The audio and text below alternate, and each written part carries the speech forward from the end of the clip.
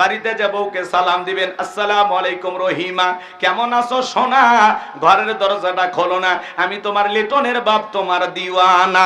বউ খুশি হয়ে দরজা খুলে দেবে, কথা বলেন ঠিক কি না? কিন্তু আমাদের ব্যবহার এত মিষ্টি না। ঘরে দরজা চিৎকার মেরে ডাক দেয়, এ রুবেলের মা, এ দরজা খোল, বেশি দেরি হলে দরজা ভেঙে ফেলে দিয়া তোর পিঠের ওপর আজ কি যে হবি রে। ভিতর থেকে বউ বলে, এটা স্বামী না সেকেন্ড আজরাইল। কথা বলেন না কেন? বাড়িতে যা বউকে সালাম দিবেন, সালাম আছে যেখানে শান্তি আছে, সালাম আছে যেখানে সমাধান আছে। একটা সালামের মাধ্যমে অনেক বড় বড় ঝামেলা মিটে যায়, কথা কোন ঠিক কিনা? স্ত্রীকে সালাম দিবেন, লোকজন যদি না থাকে বইয়ের হাত ধরে মুসাফা করবেন। এ যুবকে, কার হাত? বইয়ের হাত, পাশের বাড়ি ভাবির হাত না, ধরলে ঝাঁটা দিয়ে পিটাবে। বইয়ের হাত ধরে মুসাফা করবেন। একবারে যদি ময়দান ফাঁকা থাকে কোলাকুলি সেরে নেবেন। দাম্পত্য জীবনে সুখ আর শান্তি যদি পেতে চান, রাসূলের 4টি সুন্নাত আমল করা লাগবে। জোরে বলেন কয়টি? তাহলে মৃত্যু পর্যন্ত আপনাদের দাম্পত্য জীবনে কোনো অশান্তি আসবে না। জোরে বলেন কয়টি সুন্নাত? আজকে মুসলমান আমরা ওয়াজ শুনি কিন্তু আমল করি না, কথা বলেন না কেন? এক মুসলমান আর এক মুসলমানের গৃহে প্রবেশ করতে হলে গৃহবাসীর অনুমতি নিতে হবে, সালাম দিয়ে তার বাড়িতে প্রবেশ করতে হবে। সূরা নূরের 27 নম্বর আয়াত। কয় নম্বর আয়াত? আজকে মুসলমান আর এক মুসলমানের বাড়িতে বাদশা গয়ে বাড়ির মধ্যে ঢুকে যায়, বাদশার বইয়ের ওন্না ঠিক নাই, কে কি করতেছে সব দেখা, সিসি ক্যামেরা শেষ। কথা কন না আপনারা? এক মুসলমান আর এক মুসলমানের বাড়িতে প্রবেশ করতে হলে আগে সালাম দেবেন, অনুমতি নেবেন, তারপরে বাড়িতে ঢুকবেন। কথা বলেন। খালি ওয়াজ শুনলে হবে না, আমল করা লাগবে। কথা কন নাকি আপনারা? একজন বলতেছে, হুজুর বউ সালাম দিদিকে শরম লাগে। আমি তখন বললাম, বিয়ে করছো তুমি? কি কন হুজুর, 3 সন্তানের বাপ আমি। কথা কন নাকি আপনারা? বিয়ে করে বাচ্চা হয়ে যায়, শরম লাগে না, আর বউ সালাম দিদিকে শরম লাগে। এটা শরম না শয়তানি? কথা বলেন না কেন আপনারা?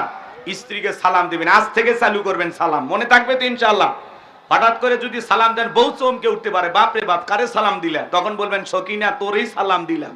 তখন বউ বলতে পারে, আজকে বারে কোন হুজুরের মুরিদ নিয়ে বাড়িতে ঢুকলা, সেদিনই তো অমুকের গাছের কলা চুরি করলা। কথা কন নাকি আপনারা? রাগ করতেছেন মনে হয়। আমার ভাইয়েরা, 2-4 দিন সালাম দিতে দিতে অভ্যাসে পরিণত হবে। ছোট ছোট বাচ্চাদেরকে সালাম দিবেন। ইসলাম কত সুন্দর। একটা ছেলে যখন যুবক হবে, এই যুবক ছেলে মায়ের রুমে প্রবেশ করতে হলেও অনুমতি নেওয়া লাগবে। কথা কয় না? কথা কয় না? যুবক ছেলে তার মায়ের রুমে প্রবেশ করতে হলে মায়ের অনুমতি নিয়ে ঢোকা লাগবে। কথা বলেন না কেন? ভালো করে বোঝার চেষ্টা করবেন, কষ্ট হয় মনে হয়। আমার ভাইয়েরা, গভীর মনোযোগ দিয়ে শুনবেন। কি সেই 4টি সুন্নাত, রোমান্টিক 4টি সুন্নাত যদি আমি বলতে চাই, আলোচনা এলোমেলো হয়ে যাবে। একটু সময় নেন, শেষের দিকে আমি বলার চেষ্টা করব। বাজান, আমি যে কথা বলতে চাচ্ছিলাম, আম্মা জান আয়েশা ডেকে বলেন, নবীজি যখন সালাম দিয়ে প্রবেশ করলেন, নবীজির চেহারার আলোতে সুইটা কই পড়ে আছে আমি পরিষ্কার দেখতে পেয়েছি। বলুন সুবহানাল্লাহ। আপনার আমার নবীর সম্মান মর্যাদা কত জানেন? যে নবী হা বললে তামাম পৃথিবীবাসীর জন্য আল্লাহ পাক হালালে পরিণত করে দেয়, যে নবী না বললে তামাম পৃথিবীবাসীর জন্য আল্লাহ পাক হারামে পরিণত করে দেয়। আসমানের চাঁদের দিকে ইশারা করলে চাঁদ 2 টুকরো হয়ে যায়, জমিনে পা তুললে মাওলা পাকের আরশে আজিমে পৌঁছে যায়। বলুন সুবহানাল্লাহ। নবীজি যখন ঘেমে যেতেন, আম্মা জানেরা নবীজির দেহের ঘামগুলো শিশির ভিতরে জমা রাখতেন।